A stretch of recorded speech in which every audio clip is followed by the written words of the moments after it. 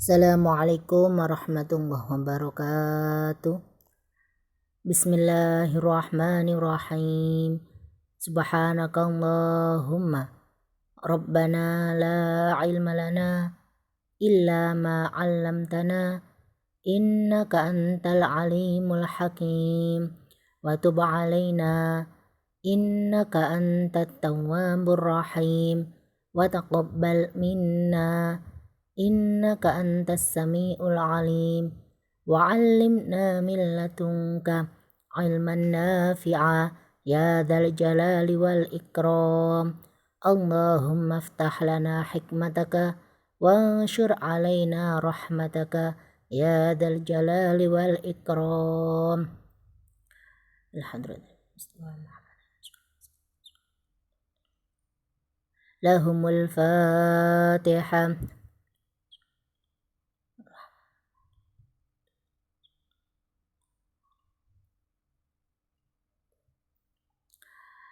وخصوصا إلى التأليف الشيخ التأليف المثلات التصريفية الشيخ وأصوله وفروعه. لهم الفاتحة. أعوذ بالله من الشيطان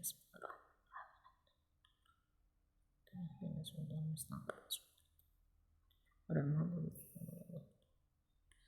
Bismillahirrahmanirrahim. Alhamdulillahirabbil alamin. Wassalatu wassalamu ala sayyidil mursalin sayyidina wa maulana Muhammadin wa ala alihi washabihi ajma'in. Alhamdulillah, pada hari ini kita masih diberi kesehatan oleh Allah Subhanahu wa taala sehingga kita semua bisa melaksanakan belajar dalam keadaan sehat walafiat dan tentunya penuh semangat dan bahagia. Langsung saja, sudah menulis semuanya instruksi dari Bu Vida tadi. Sebelum mendengarkan video ini sampean menulis, Jadi kalau mendengarkan video ini sampean sudah punya tulisan coret-coretan, yang mana tulisan itu tadi kalau nanti ada keterangan bisa dibulat-bulat atau nanti ada contoh bisa ditulis, Jadi instruksi dari awal tadi bahwa sampean harus menulis terlebih dahulu sebelum kalian mendengarkan materi dengan semangat, menulis dulu baru mendengarkan materi. Sebagaimana kita kalau belajar tatap muka kan nulis dulu, setelah nulis baru diterangkan. Nonton nggih. Bismillahirrahmanirrahim. Alhamdulillah, sekarang kita memasuki pembelajaran shorof kitab Al-Amthilatut Tasrifiyah. Setelah 3 pekan kemarin kita melaksanakan atau mengikuti pembelajaran tahajji sebagaimana syarat pembelajaran kelas 10, Sekarang kita sudah memasuki pelajarannya asal, yaitu pelajaran shorof. Shorof adalah ilmu alat, Shorof itu ilmu alat. Pengenalan dulu shorof. Dalam ilmu shorof itu ada mentasrif, mentasrif, fa'ala yaf'ulu, kadang fa'ala. Nah, itu mentasrif. Banyaknya itu mentasrif, Keterangannya cuma sedikit. Nah, di situ dalam mentasrif, kalian kenalan dulu dengan ilmu shorof, Kalau nggak kenal maka tak sayang. Nah, di situ dalam mentasrif di situ kalian harus benar, panjang pendeknya, harokatnya itu harus benar. Yang panjang dibaca panjang, yang pendek dibaca pendek, yang fathah biasa dibaca fathah, yang tanwin juga harus dibaca tanwin, nggak boleh saenake menurut lagu mboten, Jadi mentasrif itu juga punya aturan. yang panjang juga dibaca panjang. Karena apa? Kalau nanti kita merubah panjang pendeknya huruf, maka akan berubah maknanya. Jadi hati-hati dalam masalah panjang pendek. Ilmu sorof termasuk ilmu alat, nggih. Ilmu sorof termasuk ilmu alat. Yang mana? Kenapa kok dinamakan ilmu alat? Karena ilmu alat atau alatnya kita bisa membaca kitab kuning, ya. Alatnya kita bisa membaca kitab kuning, mempelajari Al-Qur'an, hadis, itu juga semua harus memenuhi kaidah ilmu nahwu dan sorof. Sebagaimana ada pepatah yang mengatakan bahwasanya an-nahwu abuha was-sharfu ummuha. An-nahwu abuha was-sharfu ummuha. Ilmu nahwu sama-sama ilmu alatnya kan nggih. Ilmu nahwu mungkin sampean besok mungkin sampean sudah kenal kan. Perkataan pepatah mengatakan an-nahwu abuha was-sharfu ummuha. Ilmu nahwu adalah bapaknya dan ilmu sharaf adalah ibunya. Jadi keduanya ini antara nahwu dan sharaf ini kedua-duanya harus kompak. Maksudnya kedua-duanya harus kompak gimana ya? Harus mempelajari kedua-duanya. Nggak boleh mempelajari nahwu saja ataupun mempelajari sorof saja. Jadi kedua-duanya pelajaran nahwu dan sorof adalah harus digabung pembelajarannya. An-nahwu abuha, nahwu iku bapake, wasorfu ummuha, sedangkan sorof adalah ibunya. Berarti lebih susah mana antara bapak dan ibu? Ibunya, berarti lebih susah ilmu sorof. Karena apa? Ilmu sorof itu panjang pendeknya diteliti, wazannya, mazunnya, semuanya, mulai harokat, mulai fi'il, ain, fi'il, lam, fi'il itu harus diperhatikan. Kalau ilmu nahwu yang diperhatikan itu hanya harokat huruf akhir. Kayak ja'a zaitun utawa ra'aitu zaidan, ladanya itu martu bizai lah itu. Tapi kalau untuk ilmu sorof yang diperhatikan itu wazannya fa'fi, harokatnya fa'fi'il, ain fi'il atau lam fi'il, fa'ala yaf'ulu atau af'ala yuf'ilu, semuanya harus diperhatikan. Makanya an-nahwu abuha was-sharfu ummuha. Nah, itu sedikit perkenalan ilmu sorof nggih. Jadi kok ada mentasrif? Tasrif itu pelajaran apalah? Itulah pelajaran sorof. Bismillahirrahmanirrahim. Sebelum kita memasuki pada cara-cara mentasrif, hendaknya kita mengetahui secara detail apa sih ilmu sorof itu. Yang pertama adalah muqaddimah. Muqaddimah artinya apa? Muqaddimah artinya pendahuluan. Oh maaf, sebelumnya sama nulisnya seperti ini nggih. Nulisnya dari kanan ke kiri, jadi buku yang kanan. Jangan buku dibalik dari kiri seperti nulis-nulis gedrek biasa. Jadi nulisnya juga harus dari kanan. Meskipun nulisnya kan dari kanan, bukunya juga dari kanan, ya. Dari kanan ke kiri ini yang rapi, ya. Yang rapi gimana? Ya rapi ini nyendok. Garisnya ini loh, nggih. Ya, iki yang rapi. Engko karo kurang titik langsung ganti di bawahnya. Jangan diteruskan saja terus digangi kalau merasa tulisannya besar, nggih. Pun. Bismillahirrahmanirrahim. Yang pertama adalah muqaddimah, yaitu pendahuluan. Apa tadi artinya muqaddimah? Pendahuluan. Ingat-ingat. Ilmu sorof ialah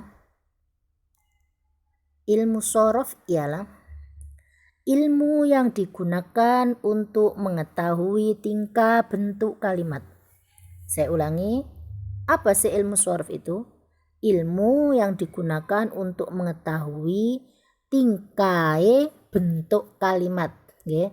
Bentuk kalimat iku wazan af'ala, bentuk kalimat iku wazan fa'ala. Nah, bentuk fa'ala apa bentuk iku? Af'ala, nggih. Apa bentuk iku? Yaf'ulu. Lah iku diarani ilmu sorof, nggih. Ilmu yang digunakan untuk mengetahui tingkah bentuk kalimat. Bentuknya itu loh, fa'ala berarti harokat fathah kabeh, apa bentuknya af'ala ono sing diharokati sukun, fa'fi'ilnya. Lah itulah ilmu sorof. Nanti kalau detail pasti sampean paham. Oke. Yang kedua, tasrif ialah, dalam ilmu sorof kan ada tasrif. Tasrif itu apa? Tasrif itu apa? Tasrif ialah Tasrif ialah memindah asal bentuk kalimat satu, memindah asal bentuk kalimat satu ke bentuk, kok ke bentuk eluruan ini gak usah. Memindah asal bentuk kalimat satu ke bentuk yang lain untuk menghasilkan makna yang dimaksud. Berarti dipindah dari satu bentuk ke bentuk yang lain, intinya ngono. Kenapa? Karena agar ada atau menghasilkan makna yang dimaksud. Seperti contoh gini dok, fa'ala yaf'ulu, saya tinggali atau di sini nggih, saya bentar, fa'ala yaf'ulu. Nah ini dinamakan tasrif. Fa'ala yaf'ulu carane nasrif. Fa'ala yaf'ulu fa'lan wa maf'alan fahuwa fa'ilun, itu namanya nasrif ila akhir. Kenapa kok ditasrif?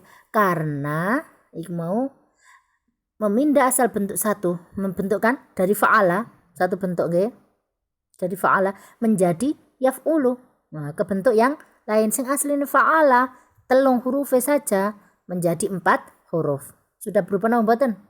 Berarti memindah dari satu bentuk ke bentuk yang lain. Kenapa dipindah? Kok gak fa'ala semuanya? Karena agar menghasilkan makna yang dimaksud.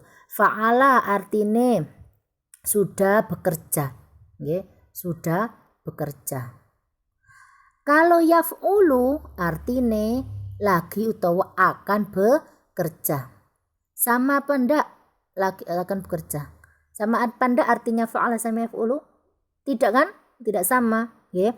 Jadi dipindahnya dari fa'ala ke yaf'ulu ini agar menghasilkan suatu makna yang dimaksud. Oh maknanya kepingin bekerja sudah lewat berarti mengikuti yaf'ulu. Kalau masih bekerja atau sudah bekerja berarti menggunakan fa'ala. Paham? Jadi tasrif itu memindah asal bentuk satu, memindah satu bentuk ke bentuk yang lain, yang mana dipindahnya itu agar menghasilkan makna yang dimaksud. Paham? Pengarang ilmu shorof ialah pengarang ilmu shorof Mu'ad bin Muslim al-Haro. Mu'ad bin Muslim al-Haro, pengarang ilmu shorof Mu'ad bin Muslim al-Haro. Tapi ada yang mengatakan Sayyidina Ali karramallahu wajha, ada yang mengatakan nggih.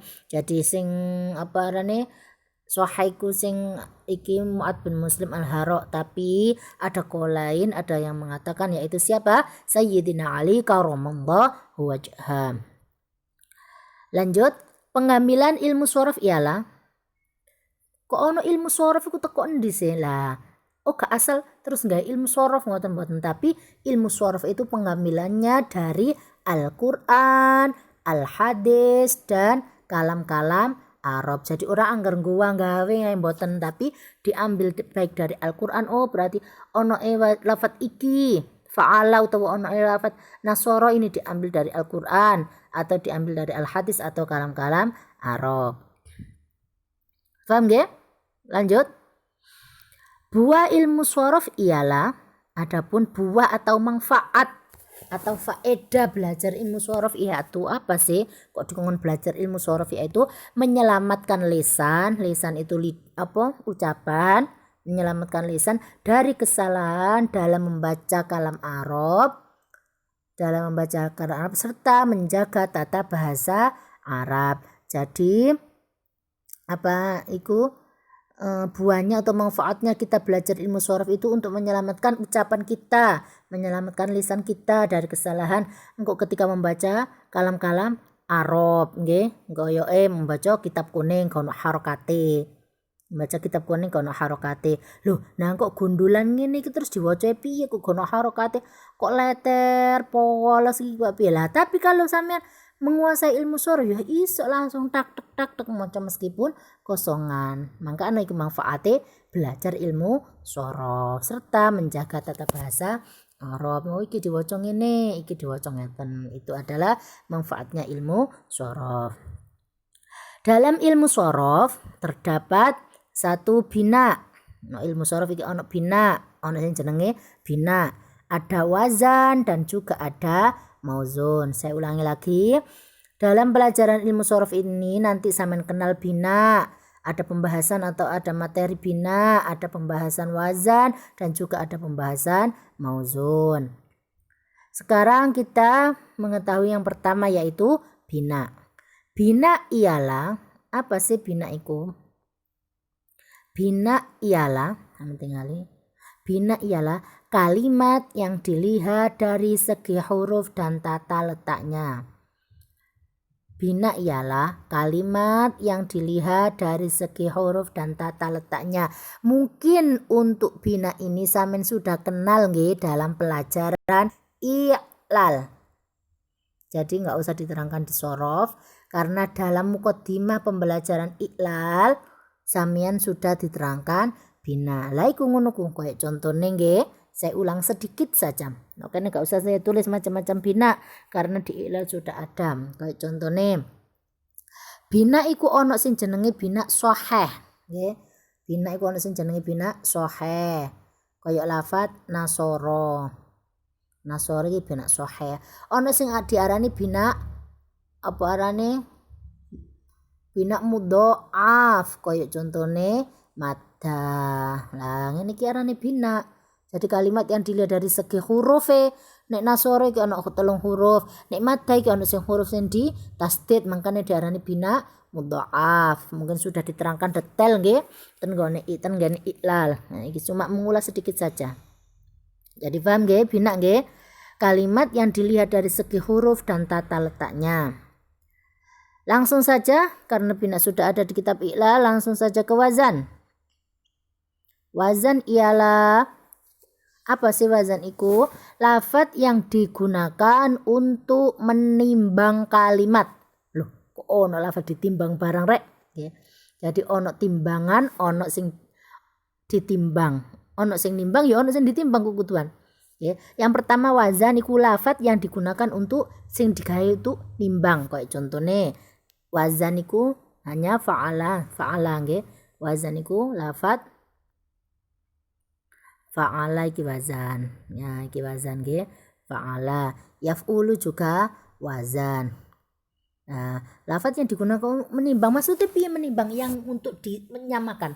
Lafadz yang digunakan untuk menyamakan. Nanti saya kenal berarti ada yang menimbang berarti ada yang ditimbang. Opo sing ditimbang iku diarani opo? Yang ditimbang namanya mauzun. Mauzun ialah mawazan sing dienggo nimbang nggih. Saiki mauzun. Mauzun ialah lafadz yang ditimbang dengan wazan. Kayak contohnya nasoro yang suruh. Nah, iki arane mauzun utawa lafadz sing ditimbang. Maksudnya apa? Lafadz yang disamakan. Saiki coba mentingali. Nasoro Allah, bentar. Nasoro yang suruh. Nasoro yang suruh. Lah iki kan yang ditimbang ya atau mauzun. Wazani mau apa? Fa'ala yaf'ulu. Nah iki. Maksudnya disamakan atau ditimbang kok piye? Ya ngeten. Sampe tingali fa fi'ilnya. Wazan itu ada fa fi'il, ini disebut fa fi'il, wazan nggih fa fi'il. Yang ain disebut ain fi'il, lamnya disebut lam fi'il. Nah, pasti kalau wazan itu mesti menggunakan fa'ala. Lah lafadz fa'ala nggih. Ini wazan mauzunnya adalah lafadz nasoro sama contoh, nggih nasoro. Lah lafadz nasoro ini ditimbang dengan wazan tadi fa'ala sama. Nah, non berarti dia fa fi'il kan? Sama diharokati fathah. Shad berarti dia adalah ain, fi'il sama juga diharokati fathah. Ro dia lam, fi'il yaitu sama diharokati fathah. Paham? Atau sekarang wazannya seumpama wazannya af'ala. Mauzunnya berarti seumpama karoma, dari lafadz karoma diikutkan wazan af'ala maka menjadi akromah. Lah ngeten. Hamzanya fathah sama nggih, fathah. Fa fi'ilnya mati, maka iki harus dimatikan. Podo persis. Ain fi'ilnya hidup, maka iki harus diharokati fathah. Lam fi'ilnya hidup berfathah, maka lam fi'ilnya di sini hidup berfathah. Paham? Gak oleh sampean ngene. Contoh ngene, wazannya ikut wazan fa'ala seumpama nggih. Wazannya ikut wazan fa'ala. Tapi mauzunnya atau yang ditimbang, jadi yang ditimbang fa'ala ya wazannya, maaf saya ulang. Wazannya fa'ala. Lah kok yang ditimbang atau mauzunnya sampean ikutkan lafaz wamiko. Wamiko. Sama apa pembuatan? Antara fa'ala dan wamiko. Benar 3 hurufnya sama, tapi harokatnya coba sama lihat. Fa fi'ilnya sama nggih? Harokati fathah nggih? Ain fi'ilnya. Kalau wazannya ain fi'ilnya diharokati fathah, tapi mauzunnya ain fi'ilnya diharokati napa iki? Diharokati kasroh. Sama napa pembuatan? Tidak. Lam fi'ilnya diharokati fathah, lam fi'ilnya di sini juga diharokati fathah. Meskipun bedanya cuma 1, tapi ini tidak diperbolehkan. Kenapa tidak diperbolehkan? Karena antara wazan dan mauzun tidak sama. Oke, paham? Lafaz yang digunakan untuk menimbang dan yang ditimbang itu harus sama persis. Baik fa fi'il, ain fi'il atau lam fi'il, harokatnya harus sama. Paham nggih? Itulah yang dinamakan wazan dan mauzun. Lanjut.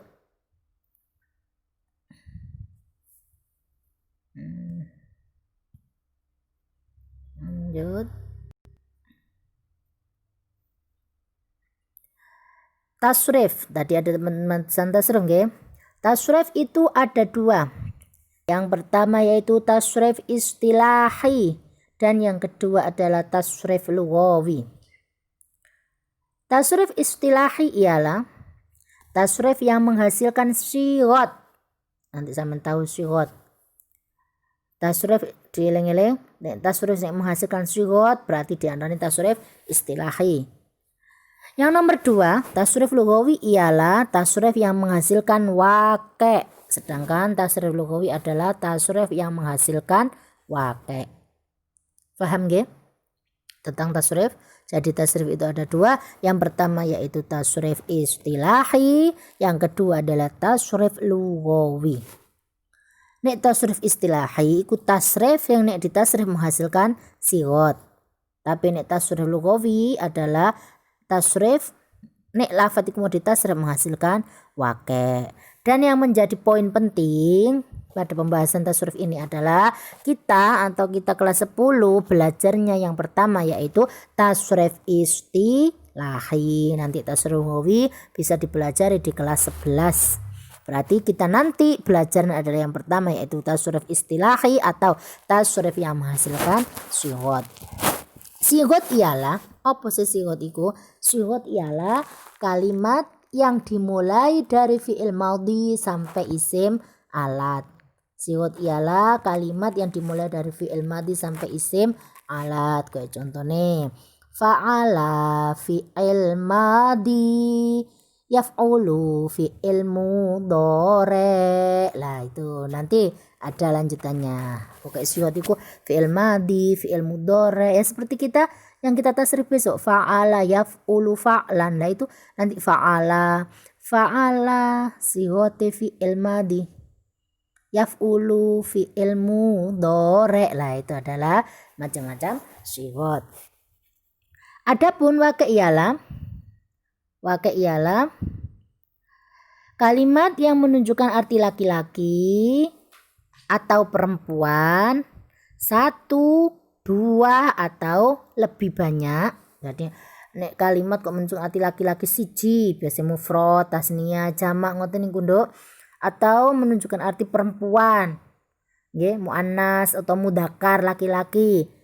1, 2 atau banyak, nggih, kemawis menunjukkan arti perempuan atau laki-laki, atau menunjukkan arti orang yang berbicara, mutakallim, atau orang yang diajak bicara, mukhatab, atau orang yang dibicarakan atau ghaib. Itu dinamakan waqi'. Ini untuk waqi' ini besok kita bisa belajar lebih lebih jelentreng, lebih luas ketika kita kelas 11 karena kita sekarang posisi kita adalah kita belajarnya adalah tasrif istilahi, yaitu tasrif yang menghasilkan sigot, yang mana kita nanti akan kenal sigot fi'il madhi sampai dengan isim alat.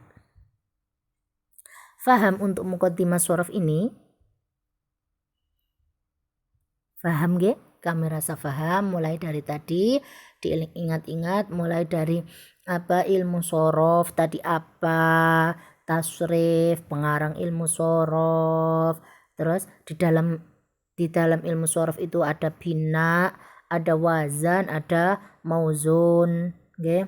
Wazan yang ditimbang, wazan yang menimbang, mauzun yang ditimbang. Antara yang ditimbang dan yang menimbang itu harus sama, gak oleh gak podo nggih. Sing ditimbang kok contohnya akroma, lah kok sing nimbang fa'ala, kan gak sama, harus sama jumlah hurufnya dan juga harokatnya, fathah kasroh dan dhammahnya huruf tersebut harus sama ketika berada pada fa fi'il. Fa fi'il ada harokati fathah, ya fa fi'il sing ditimbang ya kudu fathah. Ain fi'il ada harokati fathah, ain fi'il sing ditimbang ya kudu fathah. Lam fi'il diharokati fathah, lam fi'il yang ditimbang juga diharokati fathah. Itu wazan mauzun.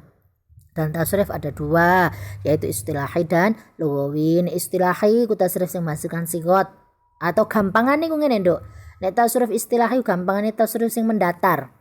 Ya tasrif sing fa'ala yaf'ulu nulis lak mendatar ngeten nggih.